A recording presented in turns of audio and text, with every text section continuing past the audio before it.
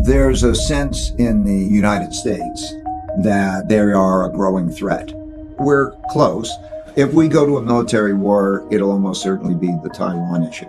So that could be called containment. I think we want to contain China. Their concerns are mostly the domestic concerns. How do they deal with the demographics issue? How do they deal with their own domestic issues? You know, when you run a country, the major issues are the internal issues. How do you make sure you deal with corruption? How do you deal with all the issues that they face? Poverty in the east, in the western part of China, environmental issues, the property bubble that's bursting, the COVID issue. My assessment would be that they made a serious mistake in not taking the vaccines that we had to offer. There was a process in which they handled it fabulously in the beginning. And everybody was thinking, okay, they're on top of the world. But then they have no COVID in China, so they don't have immunity, and they didn't have a vaccine that was effective. And as a result, they got into the situation that they're in. China and the opposition is as strong as the United States and its allies. And so we have a conflict. And there are 5 kinds of wars, and they start in this order, just sequentially, typically. A trade war, a technology war, a geopolitical influence war. Then you get into a capital and economic warfare, which we are now with sanctions. They always happened in history. And then there's a military war. And so you could see that progression happen through time. And that creates a template. So I like to look at the template and then plot dots to see how we're transpiring relative to that template. China owes a lot of American debt. Yeah. Should we worry about that? I think they should worry about it. I don't believe that they'll sell the debt. And if they sell the debt, we would, again, like others, just print more money and it would depreciate in value. I think that they know, and have known for quite a long time, that the position that they have in that debt is something that they're going to have to stick with. The way it worked is they produced inexpensively. We all thought this is a good thing. I thought it was a good thing. And they earn money. And then they take a lot of that money that they earn and then they lend it to us.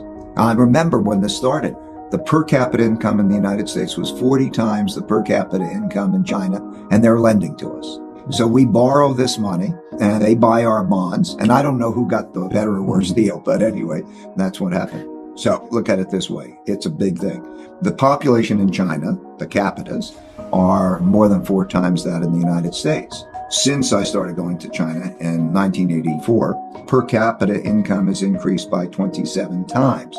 If it increased to half of what the United States is, that would mean its economy would be twice the size of the United States. So it's a big force. And simultaneously, given the risks in the world, they want to be self-sufficient.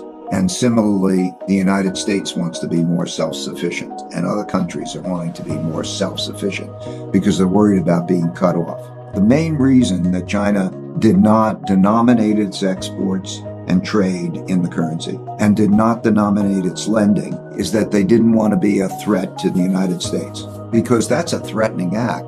If the United States loses, now we were in a different era then, just to explain it. They became the largest trading country in the world. In other words, did more trade than any other. They could have operated in their currency. In terms of lending, international lending, they're the largest lenders, and they could have done that in their currency. They chose not to because they perceived that that would be a threat. They were not trying to disrupt the world order. But now we have a different set of circumstances worldwide. This leadership was the same, of the same mind. And I think is pretty much today, they don't want to disrupt the world order. But they want to be as great as they can be. They want to be as rich and powerful and so on. But they don't want to disrupt the world order. If you look at history and you understand international relations, which is very much like Confucianism, what you have is called a tribute system. And that means each country is in the place, they know their place, they know the hierarchy. Like in the old days, it's almost like other countries would be almost a vassal state. You would say, I know that you have the power, you pay respect, and you operate in a harmonious way. But the idea of war is a horrendous idea. So I think that they would probably be just as happy if you divided the world in half, their half and we had our half, and there was peace in the world. I'm just saying an objective is not to dominate the world. An objective is to operate in a way where there is no such world. However, that they are as strong and powerful and healthy and prosperous as they can be. I think it's very difficult for a lot of Americans who hold close to them the treasured. I live the American dream. I know equal opportunity. I know the ability to speak up. I know that those types of values, but it's difficult for other Americans to understand why they have a different point of view about what works better. A very good example of a cultural case. I think it was the NBA team. An individual spoke out on Hong Kong, and the Chinese not only punished that team, but they punished the NBA. And in our, like I would say, everyone should have the right to their opinions and to be able to have free expression. In their view, if somebody's doing something wrong, that they will punish the group. They'll punish the family because the group is supposed to be responsible for that. They don't understand it from the internal values way having to do with Confucianism, the history, why it's more autocratic, top-down, what they believe about democracy. The Chinese leadership is paranoid mostly about maintaining the power of the Communist Party.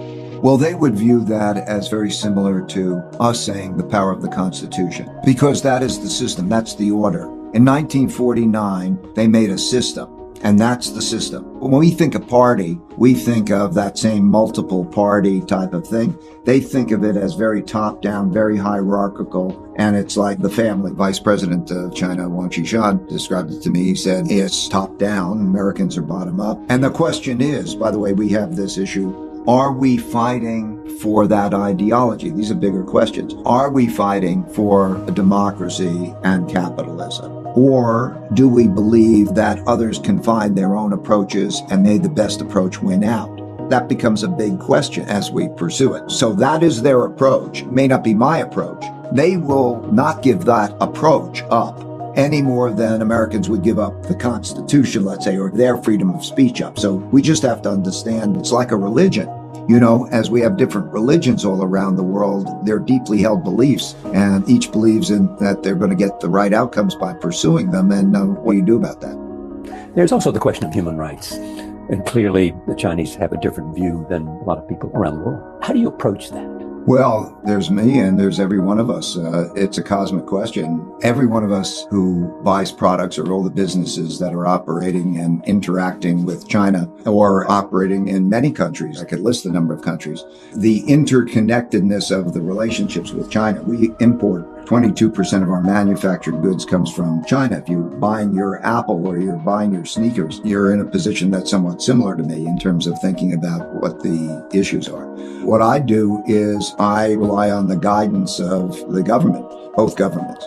I think in studying their dynasties, I studied the Tang dynasty, which is around 600, and I studied also other societies. It is the things that I've talked about before. It is in broad-based education. That Confucian system was the first meritocracy that came in to create broad-based education, and then they would have exams, and the people who would get the jobs would be the people who were the most capable, and they got away from corruption and those types of things.